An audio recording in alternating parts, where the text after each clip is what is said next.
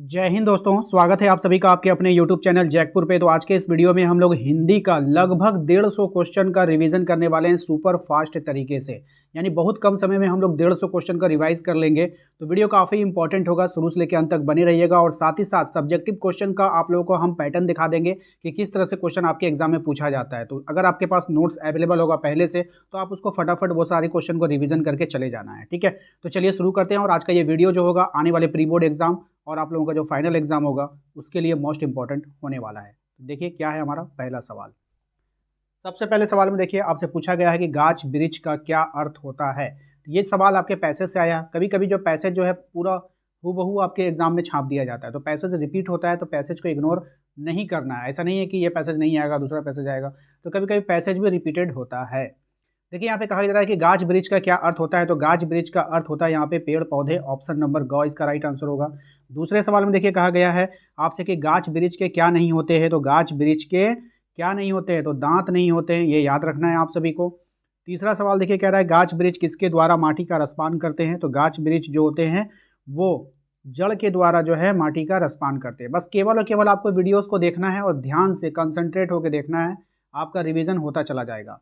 पेड़ कब मर जाते हैं। तो पेड़ तब मरते हैं जब पानी ना मिलने पर। कब मर जाते हैं, पानी के ना मिलने पर। ठीक है, तो इतनी बड़ी वीडियोस बन रही है, आप लोगों का लगभग 150 क्वेश्चन का रिवीजन होने वाला है एक ही वीडियोस में। तो आप लोग वीडियो को प्लीज़ अभी से लाइक कर देना, ज़्यादा नहीं 100 लाइक का टारगेट रखे हैं जो आप लोगों को तुरंत कर देना है। ठीक है, चलिए उसके बाद देखिए फिर यहाँ पर निम्नलिखित काव्यांश को पढ़ करके प्रश्न का सही विकल्प चुनना है। तो कविता का कुछ अंश आपको दिया जाएगा, उसके बाद प्रश्न आपसे पूछा जाएगा।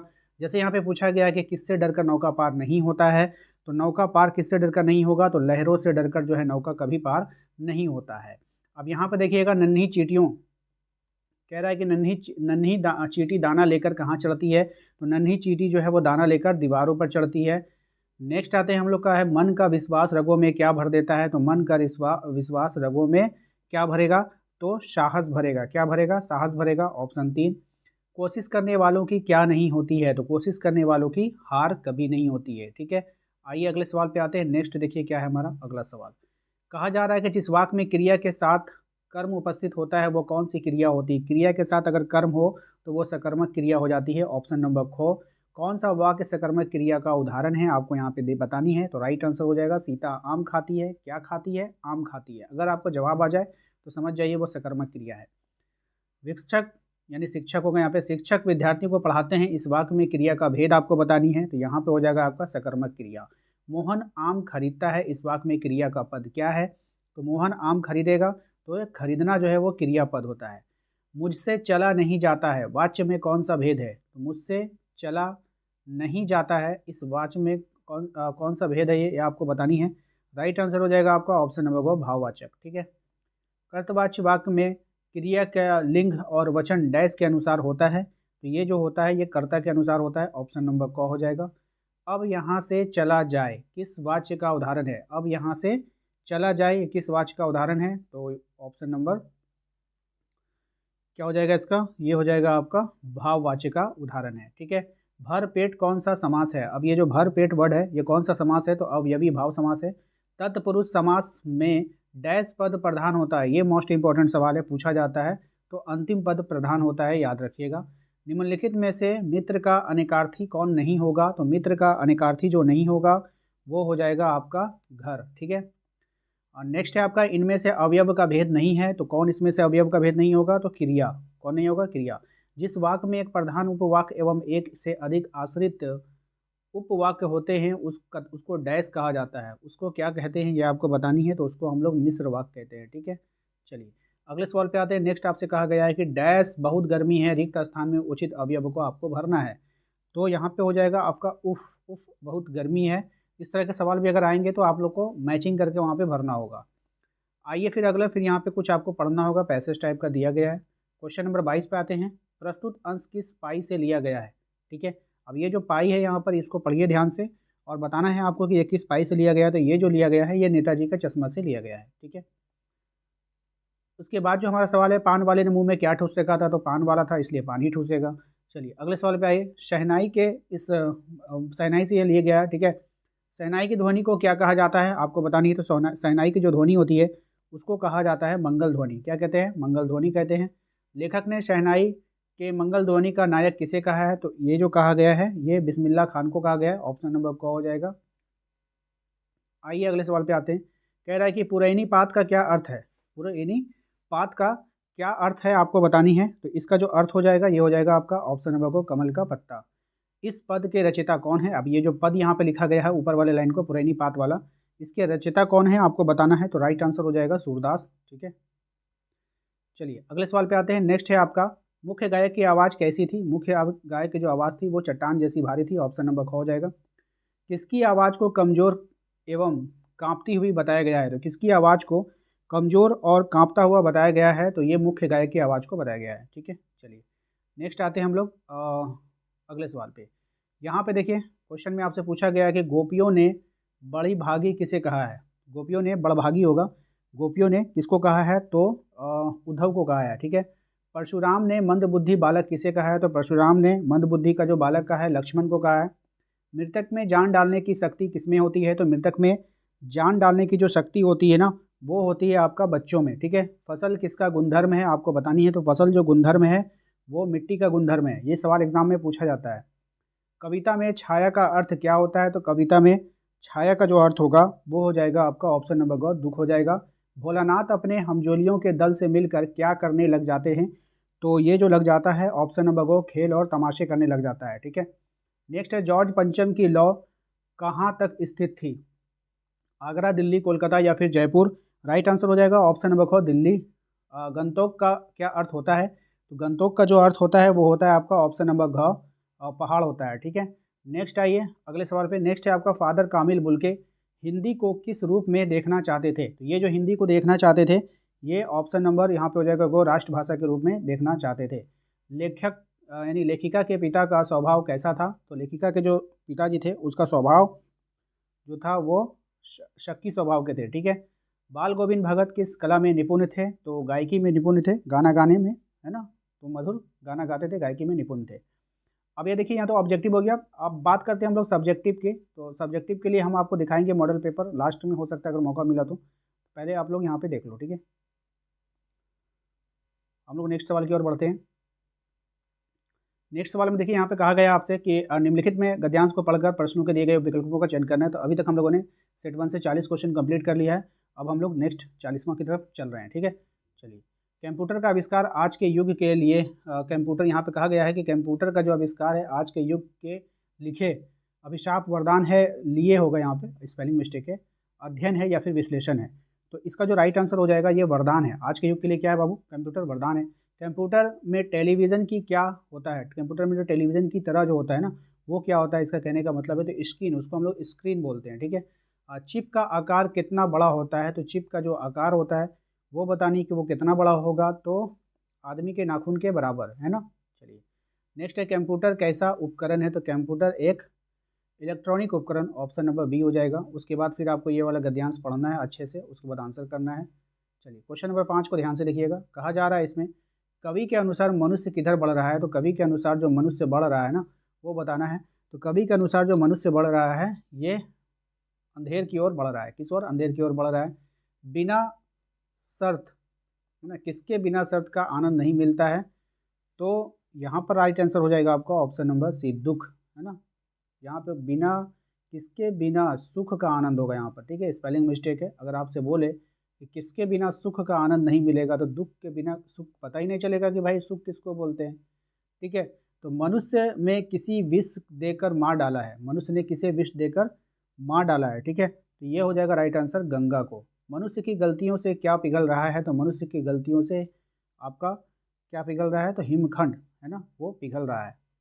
क्वेश्चन नंबर आते हैं 9 पे। कहा जा रहा है आपसे, जिस वाक्य में क्रिया के साथ कर्म उपस्थित नहीं होता है और ना ही उसे आने की संभावना होती है वहाँ कौन सी क्रिया होती है? ठीक है, राइट आंसर हो जाएगा इसका ऑप्शन नंबर ए सकर्मक क्रिया होती है। कौन से वाक्य प्रेरणार्थक क्रिया का उदाहरण है? तो कौन सा वाक्य जो है, इसमें आपको वाक्य देखना है ध्यान से, इसमें से कौन प्रेरणार्थक है ये आपको पहचाननी है। राइट आंसर हो जाएगा आपका माँ बच्चे को पानी पिलाती है। ठीक है, ये हो जाएगा। राहुल ढोलक बजाता है, इस वाक्य में क्रिया का भेद आपको बतानी है। तो राहुल ढोलक बजा रहा है तो इसमें जो क्रिया का भेद होगा वो सकर्मक हो जाएगा। आसमान में पतंग उड़ते हैं, इस वाक्य में क्रियापद क्या है? तो आसमान में पतंग उड़ते हैं, इसमें जो है उड़ रही जो है वो क्या हो जाएगा? क्रियापद हो जाएगा। नेक्स्ट है आपका मैं अब सह नहीं सकता, वाच्य का कौन सा कार है, आपको बताना है। राइट आंसर हो जाएगा आपका भाववाच्य हो जाएगा। कर्मवाच्य डैश का उपभेद है, कर्मवाच्य जो है वो डैश का उपभेद है, ऑप्शन नंबर ए कृतवाच्य का उपभेद है। मृदुला के द्वारा पत्र लिखा गया है, यह किस वाच्य का उदाहरण है? राइट आंसर हो जाएगा ऑप्शन नंबर बी कर्मवाच्य हो जाएगा। ठीक है। कमल नयन कौन सा समास है? कमल नयन जो है वो कौन सा समास है? ये जो है कर्मधारय समास है। द्वंद्व समास में डैश पद प्रधान होता है, तो द्वंद्व समास में जो होगा वो दोनों पद जो होगा वो प्रधान होगा। निम्नलिखित में से कनक का अर्थ नहीं है, कौन कनक का अर्थ नहीं है आपको पहचाननी है। राइट आंसर हो जाएगा कौवा। ठीक है।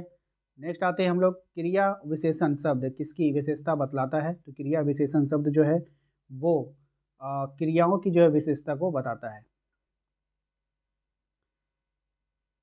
तो क्रिया विशेषण शब्द जो है क्रिया की विशेषता को बताएगा। परिश्रम डैश सफलता नहीं मिलती, परिश्रम के बिना सफलता नहीं मिलती, ऑप्शन बी। ठीक है। जिस वाक्य में एक समापिका क्रिया होती है डैश डैश उसे वाक्य कहते हैं, यानी कि उसको कौन सा वाक्य कहते हैं ये आपको बतानी है। तो राइट आंसर हो जाएगा ऑप्शन बी, उसको मिश्र वाक्य कहते हैं।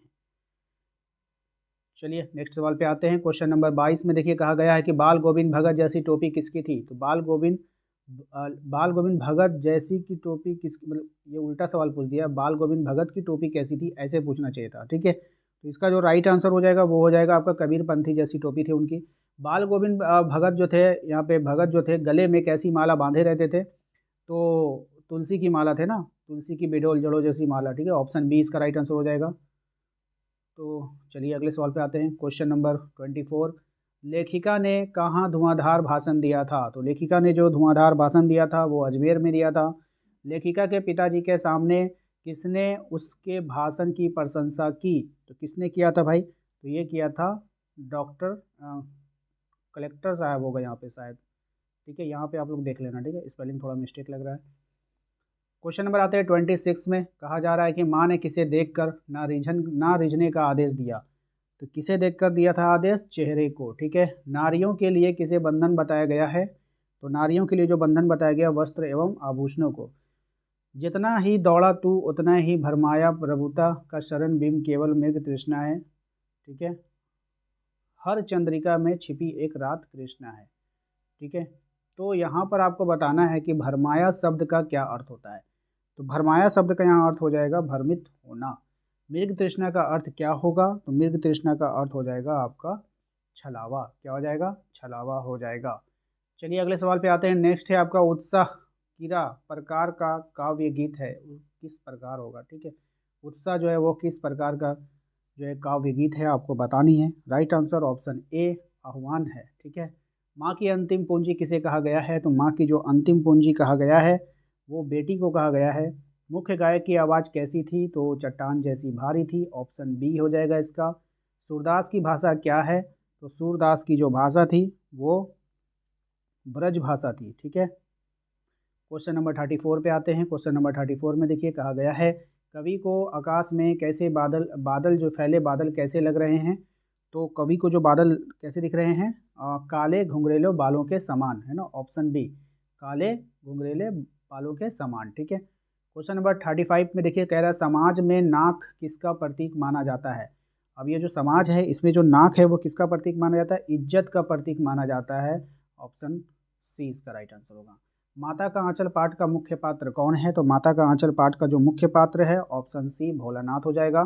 लेखिका के ड्राइवर कम गाइड का क्या नाम था या क्या नाम है? तो आपको बतानी है। राइट आंसर हो जाएगा ऑप्शन सी जितेन नागी। ठीक है, ये भी सवाल एग्जाम में पूछा जाता है। क्वेश्चन नंबर आते हैं हम लोग 38 पे। कहा जा रहा है कि कस्बे के चौराहों पर किसकी मूर्ति लगी हुई थी? तो कस्बे के जो चौराहे थे उस पर जो है सुभाष चंद्र बोस की, गांधी जी की, चंद्रशेखर आजाद की या भगत सिंह की? तो सुभाष चंद्र बोस की मूर्ति लगी हुई थी। ठीक है। लेखक आप कहा जा रहा है कि लेखक ने कनखियों से किसकी ओर देखा था? तो लेखक ने कनखियों से किसकी ओर देखा था? ये हो जाएगा आपका नवाब की तरफ देखा था। ठीक है। बिस्मिल्लाह खान का बचपन का क्या नाम था? तो बिस्मिल्लाह खान के जो बचपन थे ना उसके बचपन का नाम आपको बताना था। Option number B Amiruddin. ठीक है, क्या नाम था? अमीरुद्दीन नाम था उसका शायद। ठीक है, यहाँ पे थोड़ा डाउट है लेकिन क्लियर है कि अमीरुद्दीन ही होगा। ठीक है, देख लेना। क्वेश्चन नंबर आते हैं हम लोग अब नेक्स्ट। 80 क्वेश्चन हम लोगों ने रिवीजन कर लिया है।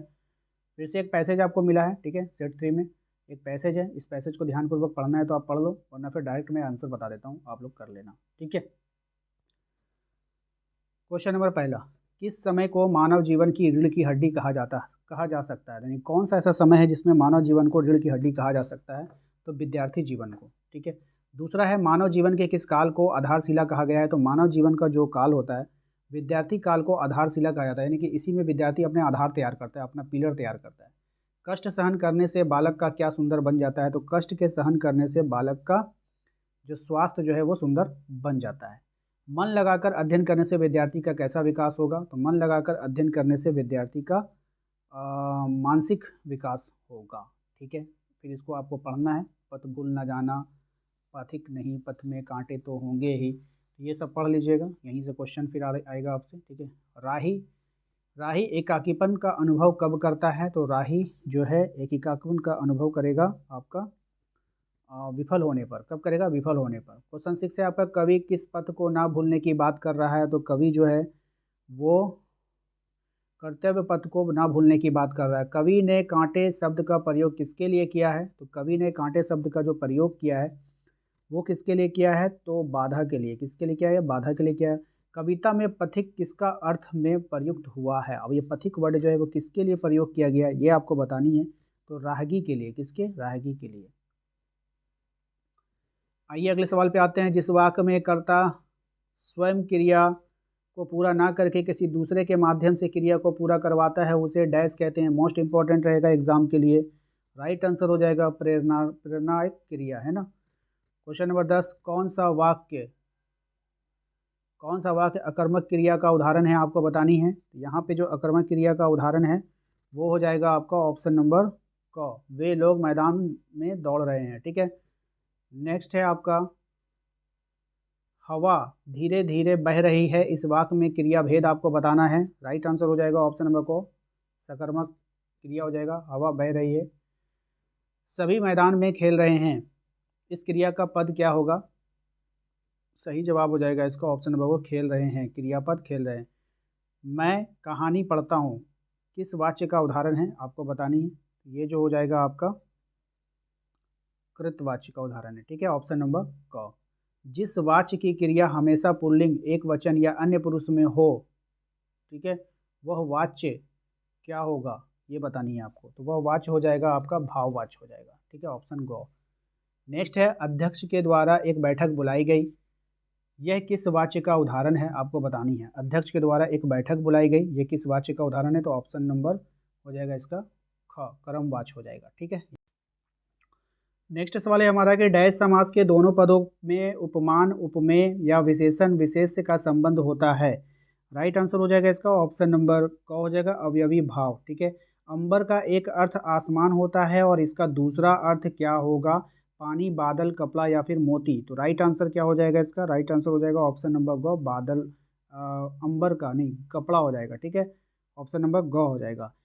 नेक्स्ट है आपका, मैं किताब पढ़ूंगा, रेखांकित पद में किस अवयव का उदाहरण है? तो मैं किताब पढ़ूंगा ये उदाहरण हो जाएगा ऑप्शन नंबर ग। ठीक है, विस्मय बोधि बोधक का। डैश तुम दिखाई नहीं देते, उपयुक्त अवयव से रिक्त स्थान को भरना है। सही जवाब हो जाएगा इसका, आजकल तुम दिखाई नहीं देते। ठीक है, ये वाला भर लीजिएगा। नेक्स्ट है, जहाँ चाह होती है वहीं राह होती है, आश्रित उपवाक्य के भेद का नाम बताना है। तो राइट आंसर हो जाएगा इसका ऑप्शन नंबर गो, विशेषण उपवाक्य हो जाएगा। ठीक है, उसके बाद फिर यहाँ पे देखिए क्वेश्चन नंबर 22 में आइए, यहाँ पे छोटा सा पैसेज दिया गया है, इसको पढ़ लीजिएगा। अब आइए क्वेश्चन पे, कह रहा है कि प्रस्तुत गद्यांश किस पाठ से लिया गया है? ऐसा भी आता है कि कहीं से भी दे देता है और उसके बाद पूछता है कि ये किस कहानी से लिया गया है। तो ये हो जाएगा आपका लखनवी अंदाज से लिया गया है, नवाब साहब वाला। नवाब साहब ने खीरे का स्वाद कैसे प्राप्त किया था? तो नवाब साहब ने खीरे का स्वाद जो प्राप्त किया था सूंघ कर प्राप्त किया था। ठीक है, फिर देखिए यहाँ पे एक कहानी का एक टुकड़ा यहाँ पे दिया गया फादर वाला। तो उसके बाद देखिएगा यहाँ से आपसे पूछा गया आपसे कि फादर कामिल बुल्के की मृत्यु कैसे हो गई थी? तो फादर कामिल बुल्के की जो मृत्यु हो गई थी वो जहरबाद से यानी बुखार से हुई थी। जहरबाद किस रोग को कहा जाता है? तो जहरबाद जो कहा जाता है वो कहा जाता है तपेदिक यानी तेज बुखार को। ठीक है, बधे बापू अप करीते हारे, मार तुहु पा परिये तुम्हारे। ठीक है, यहाँ पे आपको कुछ एक लाइन और यहाँ पे दिया गया है, इसको पढ़ लीजिए। कह रहा है कि लक्ष्मण परशुराम के संघर्ष क्यों नहीं करना चाहते थे। लक्ष्मण परशुराम से संघर्ष क्यों नहीं करना चाहते थे, क्योंकि परशुराम ब्राह्मण थे। ठीक है, ऑप्शन घ। ठीक है, नेक्स्ट है आपका, किसके वचन कोटि कुलिस के समान है। ठीक है, तो किसके वचन भाई, तो ये हो जाएगा आपका ऑप्शन ग, परशुराम। तो नेक्स्ट आते हैं हम लोग, कह रहा है आपसे, इसको पढ़ लीजिए, यहाँ से यहाँ तक है, पैसेज टाइप का है, पढ़ लीजिए। यहाँ पे कह रहा है आपसे, दंतुरित का शाब्दिक अर्थ क्या होता है। ये काफ़ी अच्छा सवाल है। तो दंतुरित का जो शाब्दिक अर्थ होता है, ये हो जाएगा आपका नए दांत, है ना, बच्चों के नए दांत जो होते हैं ना, वो हो जाएगा। ठीक है, मृतक में जान डालने की शक्ति किसमें होती है, तो मृतक में जान डालने की जो शक्ति होती है वो बच्चों में होती है। ठीक है, अगले सवाल पे आइए। नेक्स्ट आपसे कह रहा है कि तुलसीदास ने भृगु कल कुल के हवज किसे कहा था, किसे कहा। तो तुलसीदास ने जो कहा है वो कहा है श्री राम को। ठीक है, उत्साह कविता में किसे संबोधित किया गया है, तो उत्साह कविता में जो संबोधित किया गया है वो कहा गया है जनमानस को। नेक्स्ट देखिए क्या आपका, अट नहीं रही कविता में किस ऋतु का वर्णन हुआ है। तो अट नहीं रही कविता में जो ऋतु का वर्णन हुआ है वो हुआ है आपका ऑप्शन को बसंत ऋतु का। कवि किसे धन्य कह रहा है, तो कवि जो धन्य कह रहा है वो कह रहा है ऑप्शन नंबर गौ शिशु और उसकी माँ को। नेक्स्ट है, हर सुख में क्या छिपा रहता है, तो हर सुख में छिपा रहेगा ऑप्शन नंबर को दुख छिपा रहेगा। जॉर्ज पंचम की लाट से क्या गायब हो गया था, तो उसकी नाक गायब हो गई थी, याद है सभी को। चलिए आते हैं, गैंगटोक नगर किस राज्य की राजधानी है, आपको बतानी है। ये जो गैंगटोक नगर है, ये जो राजधानी है, ऑप्शन नंबर हो जाएगा इसका सिक्किम।